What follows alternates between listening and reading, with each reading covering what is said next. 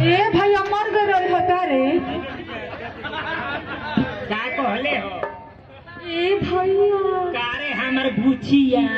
अरे हमर भैया तनी एक दिन गिरी बात करा बहिनी से लो तारा बढ़िया घर दुआर बनावे बड़े गिरी बात करा कि तोरा दुआरी पर चल कही अपन झूठ गिराई बुचिया छोटी झुकी रहे एकर माई तेल लगा के सुता दिहलो हमरा से कहलो कि बबुआ रे तनी देख भाले करत रही है हम बगीचा में आम बिने लगनी त बुचिया बीच ही में उठी गई एकर माई कान धके कहत करे पागल कबे से बुचिया उठल बिया ली होले हो हम कहनी कि हां खड़ा हो के ले तनी मानते नहीं थे बैठ के ले तनी त मानते नहीं के सुतियो के ले तनी तबो नहीं थे मानती एकर माई कल की तरफ पागल हो तारे लेबे लुरिया बता बुचिया हथी चुकी दिया तनी एकर के हिला के ले हमी तो भौक से पटा गई ए पढ़ल जनाब रणजीत कुमार जायसवाल काशी नरेश फ्रांसी से आए हैं बहुत पुरस्कार दे रहे हैं बहुत बहुत धन्यवाद ताली होना चाहिए आए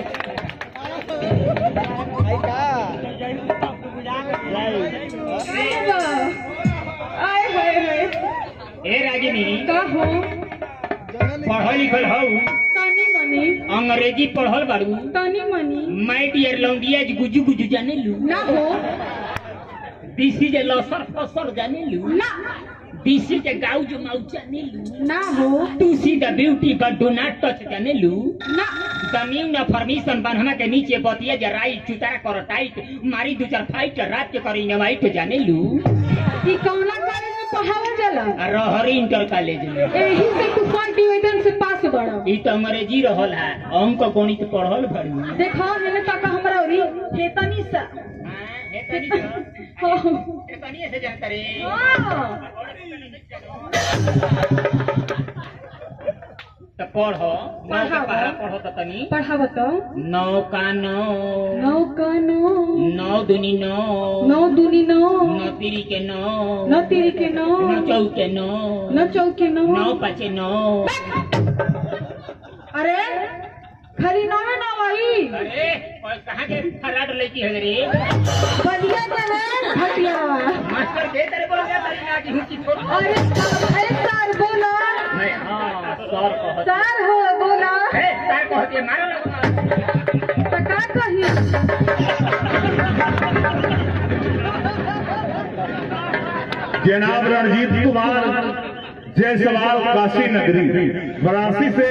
आपकी तरफ से ये पुरस्कार आया है बड़ी पवित्र जगह के रहने वाले हैं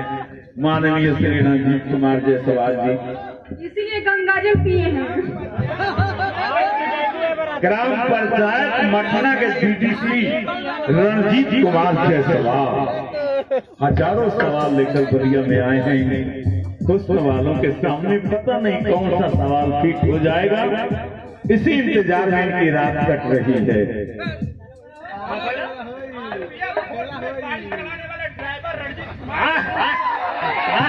क्या कहना है आर्मी फोर्स में गाड़ी चलाने वाले ड्राइवर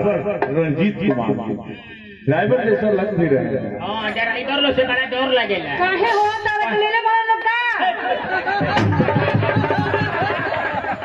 ड्राइवर लो से बहुत बड़ा डर लगेगा कहीं हाथ सहन दिलेवा छूटल के तेले के टंकी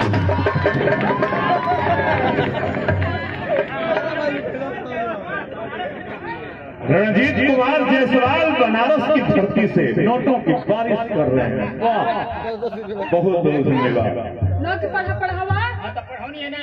ना कहाँ तक ले पढ़ो ले बनी 5 ले 5 नौ नौ पढ़ता नौ का नौ नौ का नौ नौ दुनी नौ नौ दूनी नौ नौ तिरी के नौ नौ तिरी के नौ नौ चौके नौ नौ चौके नौ नौ पाँचे नौ खाली नौवे नौ आई मैथमेटिक्स को तब नहीं पता चली कराऊ 9 2 18 8 के 9 9 3 27 7 9 9 चौके 36 36 9 9 5 45 4 5 9 9 चौके 54 5 4 9 9 हाँ हो हम गाड़ियाँ 9 आरपीएफ अच्छा फोर्स में चलती है उनके मालिक रणजीत कुमार जायसवाल बनाए और कुछ बाकी है आपका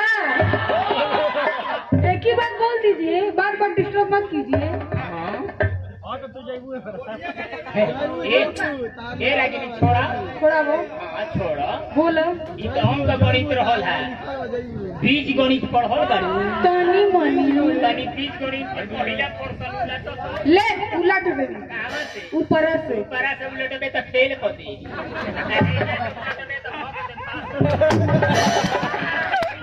अच्छा ला उलट दे हां कहां से नीचे से बड़ा निमन से उलटती पढ़ती जो बड़ा कठिन हो पढ़ देखिए जे तेरे कहता नहीं वही तेरे पढ़िए मास्टर के इशारा पर पढ़ल जाला मास्टर मौ खोलो सन मौका है कि तेरे माई बाबू का सौदा है पढ़ो यो बोले यो रो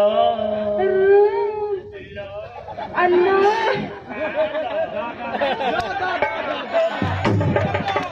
ले लो ऐसा ही ले लो रणजीत कुमार जायसवाल आरपीएफ के ड्राइवर गाड़ी के बहुत काशी नगरी बरासी से चलकर आए हैं बहुत बहुत धन्यवाद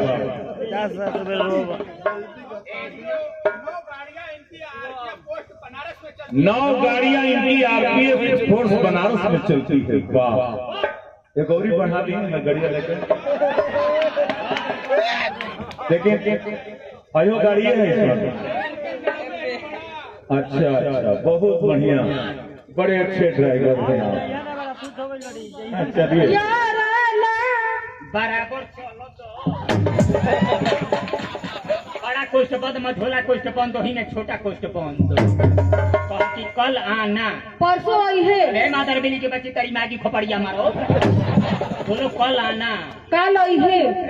हिंदी में पढ़ रहा हूँ हिंदी में पढ़ो बोलो कल आना कल आना बराबर 2 बार देना बड़ा कोष्ठ बंद मझोला कोष्ठ बंद वही में छोटा कोष्ठ बंद कहती चलो हटन चल भाग रे कहती चलो हटन कह दी अरे चल हटन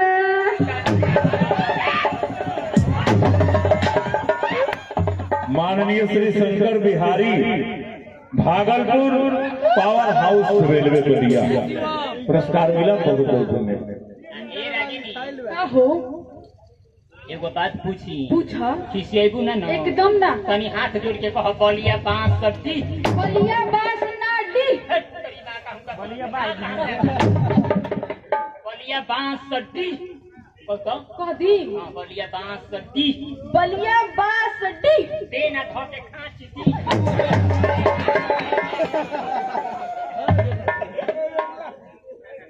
ए रागिनी एकर नाम है रगिनी है एकर माई के नाम है ठगिनी है आए सुनो का हो एगो बात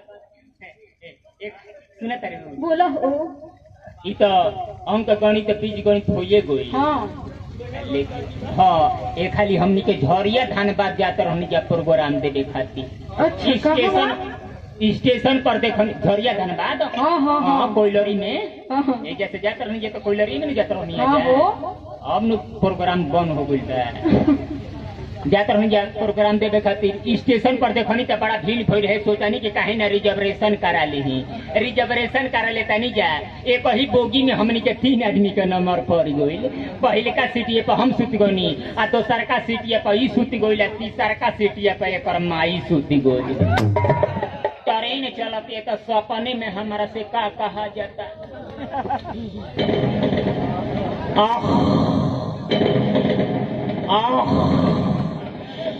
माल काटे के मन करता पहले दोसर की सीटिया पर सही का कहती है केहू रोकले बा बतिया सुनमी तो जाके मुँह कती में शुरू कती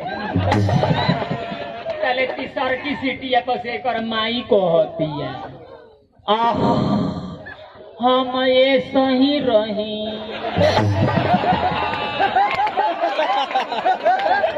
तो हमारा से कहा जाता सुतले सुतल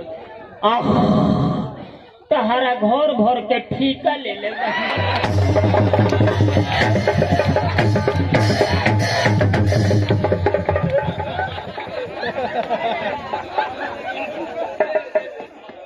ये देखिए रणजीत चौहान जायसवाल जी की तरफ से ये पुरस्कार आया है, बहुत बहुत धन्यवाद। देखिए ये मार रही है, इस मार पर मैं कह रहा हूँ, कहो कह रहा हाँ हूँ। कहो। नसीर अहमद तो बहुत देर से कह रहे हैं, अरे बाप रे। और उनके शिष्य हैं अजय कुमार। अजय कुमार। लेकिन हमारा भी शेर सुनिए, सुनाइए। इनकी बस्ती अजीब बस्ती है, इनकी बस्ती में अजीब मस्ती है। इनकी बस्ती अजीब बस्ती है, इनकी बस्ती में अजीब मस्ती है। इनको दुल्हन कोई नहीं बनाता क्योंकि रोज उजड़ती है, रोज बस्ती है।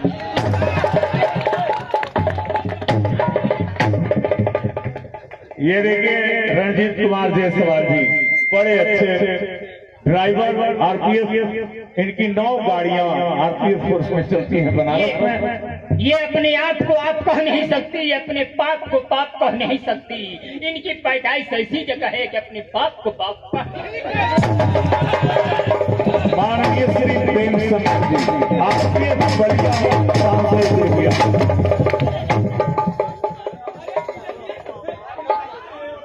एक गौरी शहर का माननीय श्री शंकर बिहारी, ये जो सौदा देती है खुद मोल देती है, ये अपना कीमत खुद बोल देती है, और जब पकड़ लेती है हाथों में नोट तो धौस से लाना। माननीय Shri Shankar Bihari Bhagalpur power house railway Ballia, आपके तरफ से पुरस्कार मिला, बहुत बहुत धन्यवाद। माननीय श्री एक मिनट, माननीय श्री रणजीत कुमार बोल रहे हैं, बहुत पुरस्कार मिला। इंसान कहता है कि मैं बड़ा तो धरती पर क्यों खड़ा, धरती कहती है कि मैं बड़ा तो शीर्षनाथ पर क्यों अड़ा, शीर्षनाथ कहता है कि मैं बड़ा तो शंकर के गले में क्यों पड़ा, शंकर कहता है कि मैं बड़ा तो कैलाश पर्वत पर क्यों खड़ा, कैलाश कहता है कि मैं बड़ा तो रावण की बाहों में क्यों पड़ा, रावण कहता है कि मैं बड़ा तो बाली के बाहों में क्यों पड़ा, बाली कहता है कि मैं बड़ा तो राम के बाणों से क्यों मारा, भगवान कहता है कि मैं बड़ा तो भक्तों के दिल में क्यों पड़ा, अब भक्त कहता है कि मैं बड़ा तो रंडियों के पीछे क्यों पड़ा। नंदी कैटरिंग बलिया के सबसे बेहतरीन स्वादिष्ट मजेदार भोजन नाश्ता बनाने वाले